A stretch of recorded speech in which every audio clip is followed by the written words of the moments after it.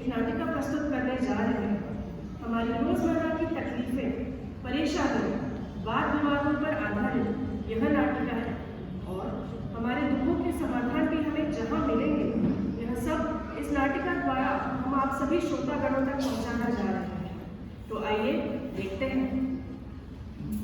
अगर जिंदगी एक तराजू है तो सुख और दुख उसके दो पलड़े हैं। कभी सुख का पलड़ा भारी तो कभी दुख का पलड़ा भारी। इस दुनिया ने हजारों फिलोसोफर्स देखे और हजारों मोटिवेशनल स्पीकर्स देखे, लाखों अभिनेता देखे और करोड़ों अच्छी किताबें देखी, लेकिन हैरान कर देने वाली बात तो यह है आज भी 60% से ज्यादा लोग दुखी है और इसकी संख्या साल दर साल बढ़ते जा रही है। ऐसा क्यों? ऐसा क्यों? क्यों चारों तरफ है निगेटिविटी? क्या खत्म हो गई है सेंसिटिविटी? क्या फेल हो गए हैं सारे तंत्र?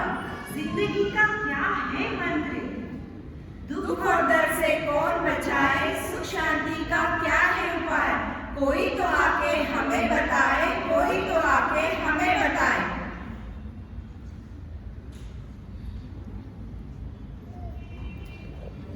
सीन 1। इस सीन में आप देखेंगे क्या सारी सुख सुविधाएं जुटाने के बाद भी इंसान खुश है या नहीं। तो आइए देखते हैं।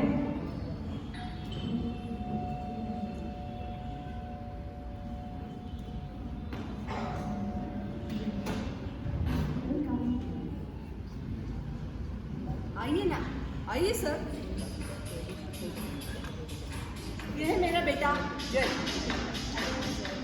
Happy birthday. Thank you. I wish you success और I wish you love and success in your life. Nice party Rakesh. Thank you sir. ये है मेरी वाइफ अवनी और ये है मेरी डॉटर रचना। हेलो। वैसे घर तो बहुत अच्छा बना है राकेश। जर्मन डिजाइन है सर, सब इम्पोर्टेड है। ओके जय, कैसे चल रही है तुम्हारी स्विमिंग प्रैक्टिस? Swimming practice? हाँ, तुम्हारे पापा तो बोलते हैं तुम बहुत अच्छे स्विमर हो। हाँ सर, बड़ा अच्छा स्विमर है, लेकिन अभी एग्जाम का पीरियड है ना, इसलिए पढ़ाई में डूबा रहता है। प्रैक्टिस तो खत्म होनी ही थी, दिन भर जो मोबाइल में डूबा ही रहता है। और रचना कैसे चल रही है तुम्हारी मेहंदी प्रैक्टिस? मेहंदी? मेहंदी? मेहंदी? मेहंदी बहुत अच्छी मेहंदी आर्टिस्ट है सर, लेकिन मेरी वाइफ को मेहंदी के स्मेल से एलर्जी है, इसलिए अभी तो बंद कर दी है।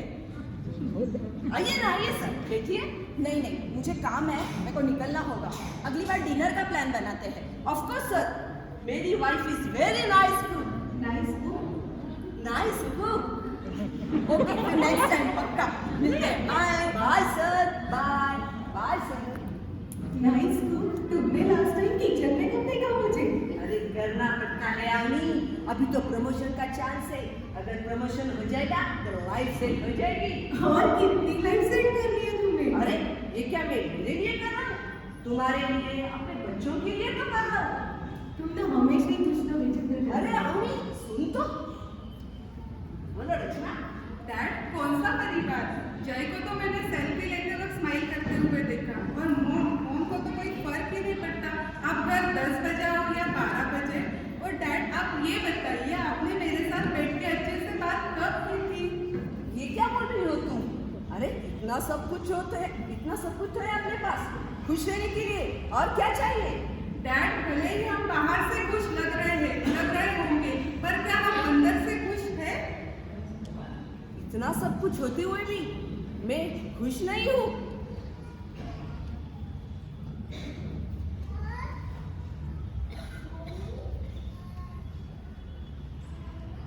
सुख सुविधाओं के भले हो धनी, पर मन में तुम्हारे शांति नहीं।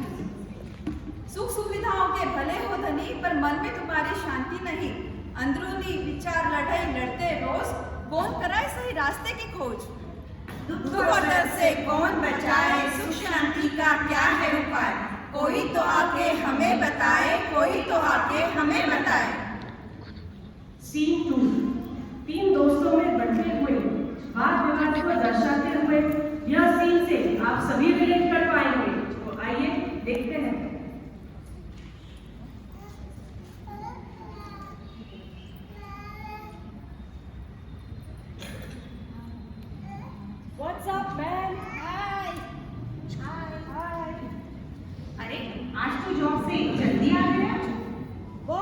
जब चाहे तब आ सकता हूँ। सुबह को देखो क्या बारिश हो रही है गर्मी के मौसम में। सुबह देखो ठंडी, रात को गर्मी, दोपहर में बारिश। चल क्या रहा है? अरे अरे अरे क्या कर रहा है तू? ऐसे नीचे क्यों कचरा फेंक रहा है? तेरे बाजू में ही डस्टबिन है ना, उसमें डालना। तुझे है तो तू ही फेंक देना। मजाक नहीं कर रहा हूँ। अरे जब हम अपनी माँ पे कचरा नहीं फेंकते तो अपनी मातृभूमि पर क्यों? चिल यार, एक छोटा सा रैपर तो है। अरे दुनिया की पॉपुलेशन 8 अरब करोड़ से भी ज्यादा हो गई है। अगर हर एक ने ऐसे एक एक करके कचरा डालना शुरू कर दिया तो हो गया था। अरे इसकी कैसेट फिर से चालू हो गई। तेरी प्रॉब्लम क्या है? अरे तेरी प्रॉब्लम क्या है? एक छोटे से बच्चे को भी पता है कि ऐसे रास्ते में कचरा नहीं फेंका करते। फिर क्या फायदा इतनी पढ़ाई लिखाई का? अरे तुम दोनों क्या बहस करके बैठ गए? सब लोग सुन रहे हैं। एक कचरे को लेके एक दूसरे के मन में कचरा क्यों कर रहे हो? थोड़ा तो समझो। समझो, इसको तो समझ में ही नहीं आता। ये तो बचपन से ही ऐसा ही है। अभी थोड़ी देर पहले क्लाइमेट चेंज के बारे में बात कर रहा था। तेरे जैसे ही लोग रिस्पॉन्सिबल है क्लाइमेट चेंज के लिए, समझा? नहीं मतलब मेरे जैसे का मतलब क्या? अब तू मुझे रिस्पॉन्सिबिलिटी समझाएगा? हाँ, तू खुद बिना जॉब के बैठा है, काम नहीं है तो बस ज्ञान बांटते फिरो। रिलैक्स गाइस, इतनी छोटी सी बात का इतना बड़ा इशू क्यों बना रहे हो? नहीं, इसको समझाना। इसने नहीं किया कि कभी कचरा अपनी जिंदगी में। अरे अनजाने में सब लोग करते हैं, लेकिन एक बार समझ में आए तो वापस वही गलती नहीं करनी चाहिए ना। तो क्या अब मैं तुझे ना समझ लग रहा हूँ? कहाँ की बात कहाँ लेके जा रहे हो? हम अपना टाइम क्यों वेस्ट कर रहे हैं? एग्जैक्टली, तुझसे बात करके तो टाइम वेस्ट ही हो रहा है। अरे वेस्ट करने के लिए टाइम किसके पास है? मैं मेरी कंपनी में डिपार्टमेंटल हेड हूँ और तू मेरी पोस्ट तक पहुँचते पहुँचते बूढ़ा हो जाएगा। पहले अपनी जिंदगी में जो कचरा है ना उसे साफ कर, फिर मुझे बोलना। चल जा। निखिल,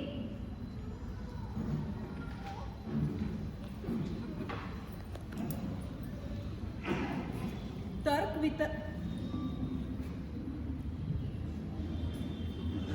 वितर्क में सब लगे हुए हैं, खुद की बात पे अड़े हुए हैं। पड़ा है देखो अंधकार का साया, कैसे छूटेगी यह माया।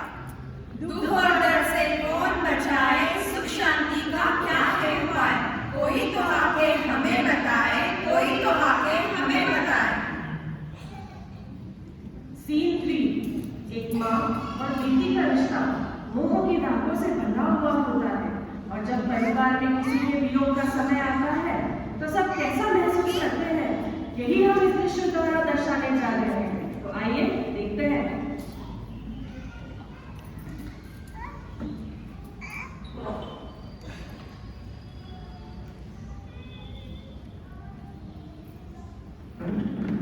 संभल के शिखर, धीरे बैठ।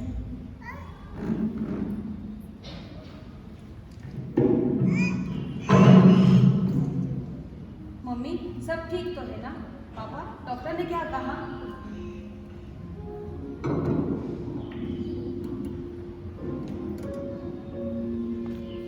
पापा डॉक्टर ने क्या कहा?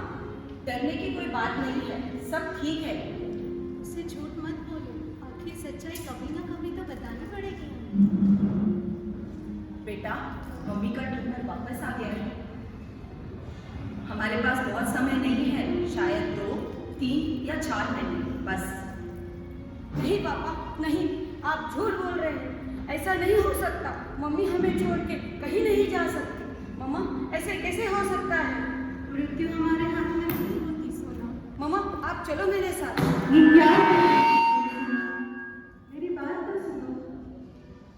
मम्मा आज से आप इसी रूम में रहोगे, ना इस रूम से बाहर जाओगे, ना हमें छोड़ के जाओगे, ना इस घर को छोड़ के जाओगे। लेकिन सभी को जाना होता है सोना। पर मम्मा आप ही क्यों? मेरी ही मम्मा क्यों? तुम समझने की कोशिश करो सोना। पर मुझे ऐसे कमरे में बंद करके क्या होगा सोना? मम्मा आपने मुझसे वादा किया था आप हमें छोड़ के कहीं नहीं जाओगे। मम्मा देखना, मैं आपके लिए अच्छा डॉक्टर लेके आऊँगा और आपकी अच्छी ट्रीटमेंट कराऊँगा। अब मुझे कोई ट्रीटमेंट नहीं कराती सोना। अब मुझे सिर्फ आप लोगों के साथ रहना है। मुझे ये आखिरी वक्त आप सबके साथ बिताना है। शायद कुदरत को यही मंजूर था।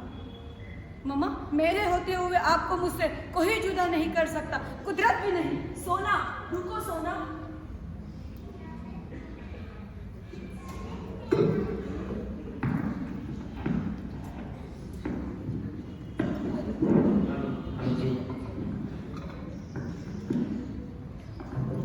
व्यक्ति और वस्तु पे ममत्व प्यारा, इनसे बिछड़ना होना गवारा। कभी रुलाए तो कभी कर दे मौन, इस आसक्ति से हमें बचाए कौन, इस आसक्ति से हमें बचाए कौन। दुख और दर्द से कौन बचाए, सुख शांति का क्या है उपाय, कोई तो आके हमें बताए, कोई तो आके हमें बताए। सीन 4। जब जीवन जीने के साधन हम नहीं जुटा पाते तो हताश होकर कैसे एक व्यक्ति खुद को अंत की ओर धकेलता है, यही देखने जा रहे हैं हम अगले दृश्य में।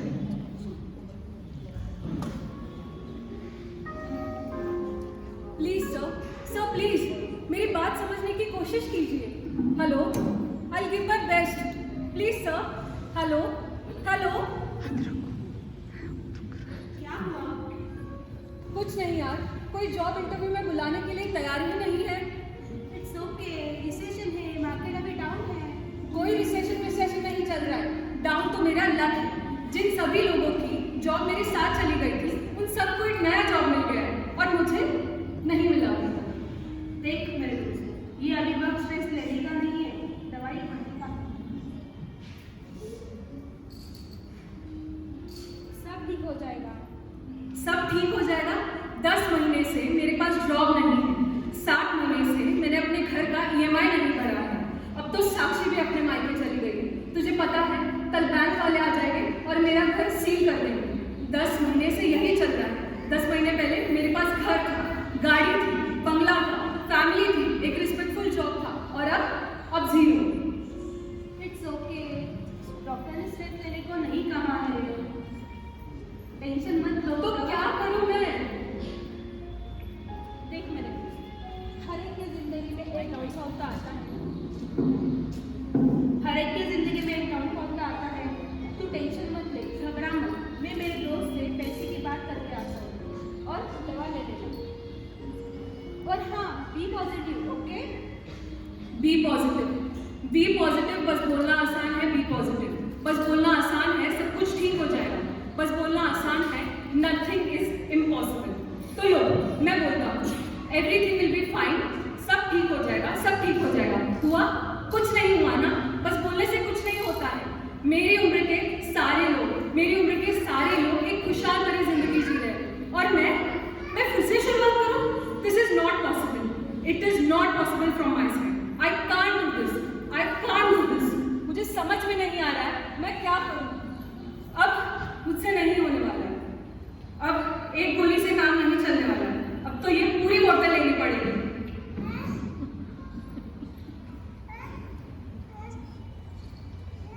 तनाव का बोझ सर पे ले लेंगे, हार कर जान यूं ही दे देंगे। अंत का इस पर क्या है बोल, यही है हमारे जीवन का बोल। दुख और दर्द से कौन बचाए, सुख शांति का क्या है उपाय, कोई तो आके हमें बताए, कोई तो आके हमें बताए। ये तो सिर्फ 4 किस्से थे। ऐसी हजारों परेशानियां हमारे जीवन में है, और उससे दूर भागने के लिए न जाने हम कितने रास्ते अपनाते हैं। लेकिन आज भी हम असलियत से अनजान हैं। आज भी दुनिया में 60% लोग दुखी हैं। चारों तरफ है अंधकार ही अंधकार। कोई सुन रहा है हमारी पुकार?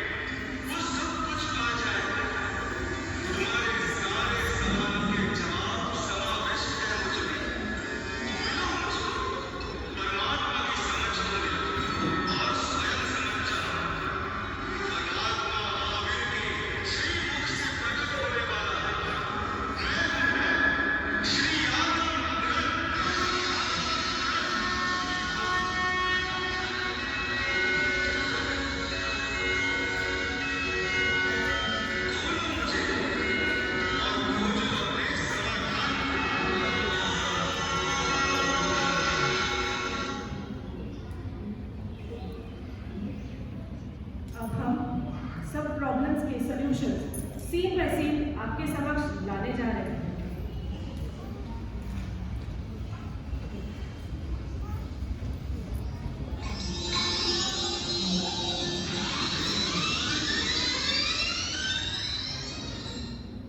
इतना सब कुछ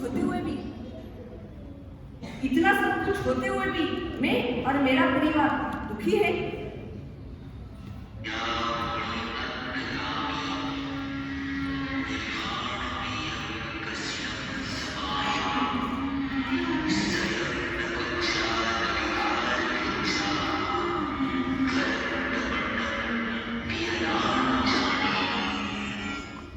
भगवान महावीर स्वामी ने फरमाया है, पीस ऑफ माइंड ये बाहरी सुख सुविधा में नहीं बल्कि आंतरिक संतुष्टि में है। और आंतरिक संतुष्टि के लिए हमें समाधि भाव का अनुभव करना जरूरी है। इसलिए भगवान महावीर कह गए थे, समाधि भाव को प्राप्त करने के लिए एकमात्र मार्ग है असत्य का त्याग करना। क्रोध में हो, भय में हो या हास्य में, अपनी वास्तविकता को छुपाने के लिए पहना हुआ असत्य का मुखौटा प्रसिद्धि की प्राप्ति तो करवा सकता है, पर प्रसन्नता को गवा देता है। यानी सत्य ही मानसिक समाधि का कारण है। यही चिदागम का सार है, यही चिदागम का सार है।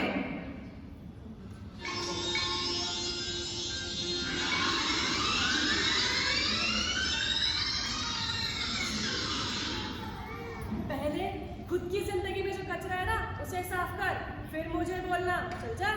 निखिल,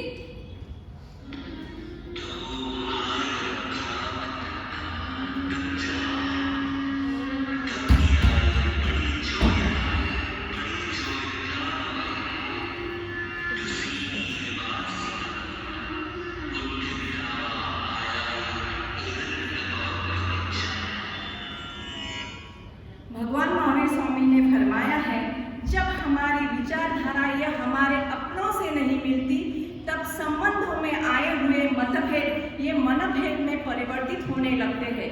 इससे बचने के लिए एक ही उपाय है, सामने वाले को सही या गलत समझाने की कोशिश करना। दूसरा, अगर विचारों से प्रेरित ना होकर अगर बात आगे बढ़ती है तो मौन धारण कर लेना चाहिए। तीसरा, अगर मौन धारण करने के बावजूद भी अगर बात आगे बढ़ती है तो वहां से उठकर एकांत में चला जाना चाहिए। अगर परिस्थिति को संभालना हमारे हाथों में ना हो तो उस स्थान को छोड़कर हम उसे बिगाड़ने से बचा सकते हैं। यानी मतभेद की समस्या का समाधान समझ, साइलेंस और समभाव यही है। यही चिदागम का सार है, यही चिदागम का सार है।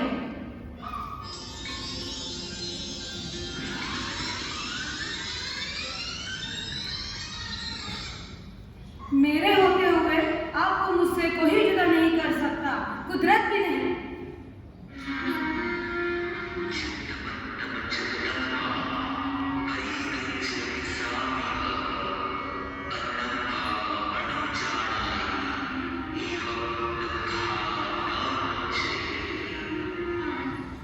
भगवान महावीर स्वामी ने फरमाया है, संयोग में सुख और वियोग में दुख उसी को होता है जो संयोग में सुख और वियोग में दुख उसी को होता है जो व्यक्ति और वस्तु पे महत्व रखते हैं और कुछ पाने से पहले कुछ पाने की अभिलाषा रखते हैं। अभिलाषा को पाने के लिए उसे पाने का अधिकार प्राप्त कर, जब उसे अधिकार प्राप्त हो जाता है वह अधिकार खोने का भय लगा रहता है। पर के प्रति आसक्ति ही हमारा भावनात्मक परिग्रह है। जितनी जीवन में व्यक्ति और वस्तु की अल्पता उतना मानसिक अनुताप कम। यानी पर का परिग्रह ही हमारी परितापना का कारण है। यही चिदागम का सार है, यही चिदागम का सार है।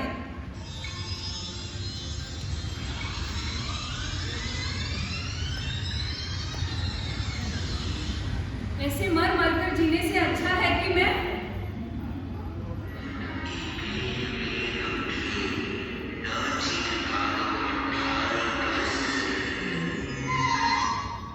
भगवान महावीर स्वामी ने फरमाया है, जब समय हमारा शत्रु बन जाए तो समझ को हमें मित्र बना लेना चाहिए, क्योंकि समय हमारे हाथ में नहीं लेकिन समझ हमारे हाथ में है।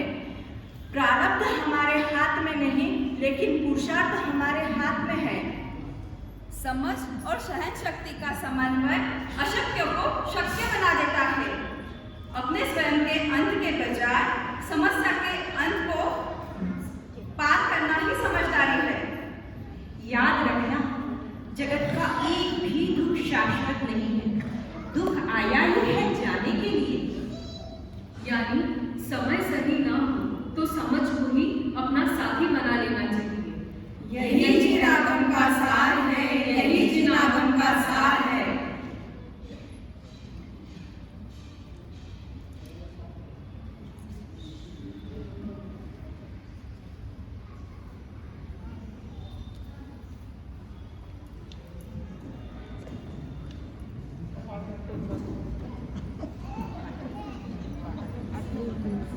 समाई हुई है, मुझे समझोगे तो जानोगे। जैन धर्म ये एक सिर्फ धर्म नहीं बल्कि जिंदगी जीने का सही तरीका है। यही जिनागम का सार है। और जिस दिन यह तुम समझ जाओगे, दुख और दर्द से कोसों दूर चले जाओगे। बस जरूरत है एक सच्चे गुरु की, जो कि तुमको मुझ में और मुझे तुमसे मिला दे, और अंत में तुम्ही को तुम्ही से मिला दे। सिर्फ थ्योरी ही नहीं लेकिन लाइफ के प्रॉब्लम का सॉल्यूशन वो आप है आदर ग्रंथ। मेरे सक्सेस के सारे सीक्रेट समाये हैं आप में, हे आदर ग्रंथ। इंटेलिजेंट पावर के साथ टॉलरेंस पावर को इंक्रीज करना सिखाते रहो आप, हे आदर ग्रंथ। एक्सपेक्टेशंस में दुख और एक्सेप्टेंस में सुख, यही मास्टर मंत्र देते हैं, हे आदर ग्रंथ। आप उपकारी हो, आप परम उपकारी हो, आपके उपकार को शत शत वंदन, शत शत वंदन। पानी की एक बूंद में जब इतनी क्षमता है तो इस महासागर में कितना ज्ञान होगा। आइए इस ज्ञान के सागर में डूब जाए और उस सागर से तिर जाए।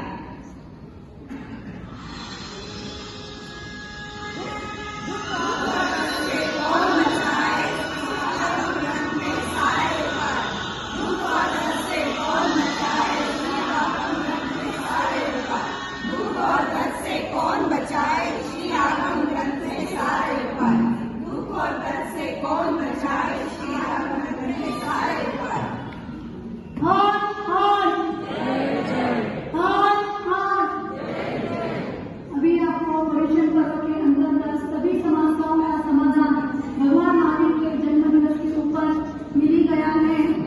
तो बहुत ही सुंदर प्रस्तुति आनंद होटल की ओर से सभी लोग शांति बनाए रखें, नीचे बैठ जाए।